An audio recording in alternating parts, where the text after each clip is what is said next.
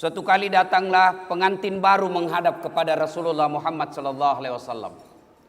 Pengantin baru ini berkata, "Ya Rasulullah, mati nih saya." Kalau versi bahasa Makassarnya, "Kena saya musibah ya Rasul." "Kenapa?" "Saya berhubungan badan siang hari di bulan Ramadan." Kata Nabi, "Wah, besar pelanggaranmu itu. Kalau begitu, kau bebaskan budak." Lalu anak muda ini yang pengantin baru berkata, "Ya Rasulullah, saya tidak punya budak." Hukum mulai berturun. "Kalau begitu, kau beri makan fakir miskin 60 kau puasa 60 hari berturut-turut." Jadi memerdekakan budak karena tidak punya budak, hukum turun. "Kalau begitu, kau puasa 60 hari berturut-turut." "Ya Rasulullah, 60 hari?" "Iya. 1 bulan aja saya kecolongan. Mana bisa saya 60 hari ya Rasul?" Nabi senyum, berkata lagi, "Ya sudah kalau begitu, kau beri makan fakir miskin 60 orang." Turun lagi itu hukum.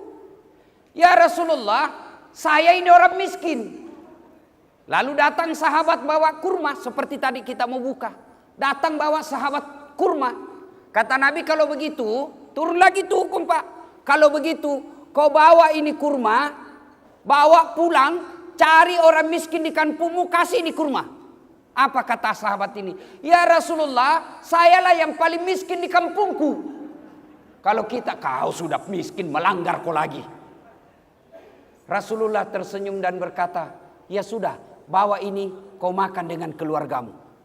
Allahu Akbar. Begitulah Rasulullah memperlakukan orang yang bersalah. Sangat bijaksana. Datang lagi. Anak muda datang usia-usia kira-kira seperti saya. Dan juga Ramadan.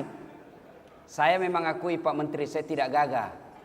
Tapi saya penuh pesona. Mana buktinya, bapak-bapak, ibu-ibu mau foto semua sama saya kan? Datanglah ini yang usia muda.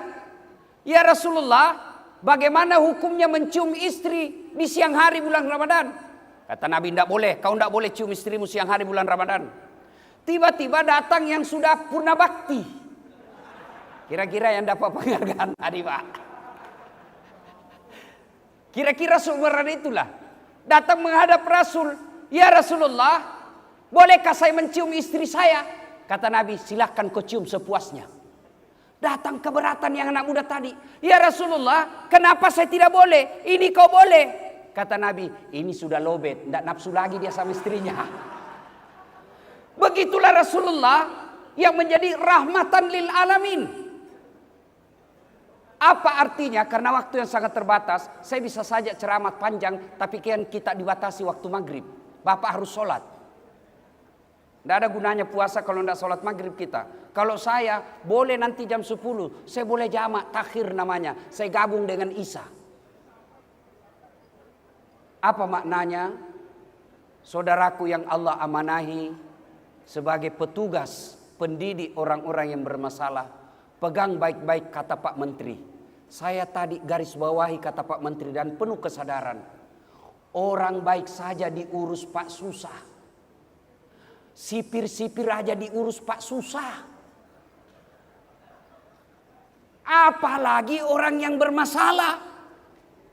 Cerdas memang ini Pak Menteri, cerdas memang. Pantas beliau 2 periode. Karena kalau beleng-beleng tidak mungkin dipakai lagi, Pak. Luar biasa ini Pak Menteri, alhamdulillah. Kalimatnya ini mesti jadi pegangan buat kita semua. Yang pegawai negeri yang baik-baik saja, yang sarjana, yang master, masih banyak nakal dan korupsi. Apalagi yang mereka sudah dalam lapas. Tapi ketahuilah saudara-saudara sekalian, memperbaiki orang yang bersalah, itulah amal jariah buat Bapak. Meskipun Bapak sudah jadi tulang belulang, meskipun sudah pensiun, tapi orang yang Bapak pernah didik di lapas dan keluar menjadi manusia terhormat, itulah amal jariah yang posisinya sama anak kandungnya Bapak. Itu pula lah sebabnya Pak Menteri, setiap saya diundang lapas, tidak pernah saya mengatakan tidak. Pasti saya geser acara saya datang ke lapas. ketika Kalapas Samarinda menyampaikan acara ini jauh hari sebelumnya, sebelum Ramadan, saya bilang insya Allah. Sejujurnya saya masih di tanah suci Pak, masih umroh. Kemarin saya pulang karena menghargai acara lapas ini. Pak Menteri, boleh dilihat di YouTube saya. Dari semua konten-konten ceramah yang ada di Republik Indonesia, saya bukan mau takabur Pak Menteri. Channel saya sekarang penontonnya 228 juta penonton. Dan di tempat yang mulia ini saya menawarkan kepada Kementerian Hukum dan HAM, silakan gunakan channel saya untuk kampanye dan sosialisasi lapas. Boleh dilihat di channel YouTube saya, lapas yang paling banyak penontonnya sekarang, yang saya tempati ceramah, saya terakhir lapas di Pekanbaru. Lapas yang paling banyak penontonnya sekarang lebih 10 juta Pak. Lapas narkoba Samarinda. Saya heran, kemana-mana saya ceramah, di lapas-lapas pasti seperti yang Pak Menteri katakan tadi, penghuninya 80% pasti kasus narkoba. Sudah narkoba punya kasus di lapas umum terbanyak 80% umumnya. Punya juga lapas khusus narkoba. Tapi kenapa ini kurang menjadi perhatian buat para kita, terutama para da'i. Terutama para penceramah. Sepertinya kurang mendapat perhatian, padahal narkoba ini merusak masa depan bangsa kita. Karenanya setiap saya diundang pasti menjadi prioritas utama. Karena orang-orang dalam lapas Pak paling gampang dinasihati. Ustadz, stres saya Ustadz. Kenapa? Selingkuh istriku di luar Ustadz. Saya bilang, siapa suruh kau masuk ke lapas? Saya heran, saya bilang sama orang-orang dalam lapas, kau lihat itu lapas, 5 lapis pintunya, baru masuk ada pagar, masuk lagi besi, baja, masuk lagi ada lagi pintunya, masuk lagi ada lagi pintunya, sampai 5 pintu penuh Pak lapas, overload. Sementara masjid tidak ada penjaganya. Sepi Pak. Pak Menteri yang saya hormati, mohon maaf tidak bisa berlama-lama karena waktu yang sangat terbatas.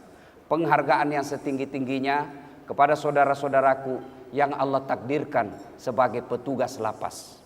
Tapi ingat, jika negara sudah memberi gaji yang lebih, jika negara sudah memberi fasilitas, jika negara sudah memberi honor yang selebih, lalu Bapak tidak berhasil memanusiakan manusia, tentu Bapak di akhirat akan dimintai tanggung jawabnya karena terlalu mengabaikan amanah dari negara Republik Indonesia.